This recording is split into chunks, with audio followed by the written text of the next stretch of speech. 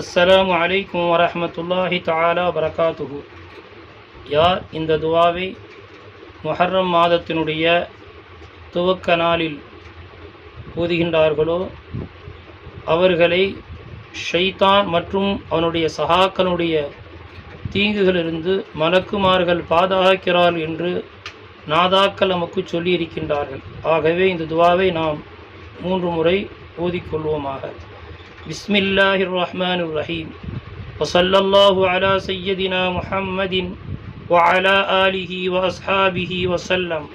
اللهم أنت العبدي القديم الأول وعلى فضلك العظيم وكريم جودك المعول وهذا عام جديد قد أقبل نسألك العصمة فيه من الشيطان الرجيم وأوليائه وجنوده وأعوانه والعون على هذه النفس الأمارة بالسوء والاشتغال بما يقربني إليك زلفى يا ذا الجلال والإكرام.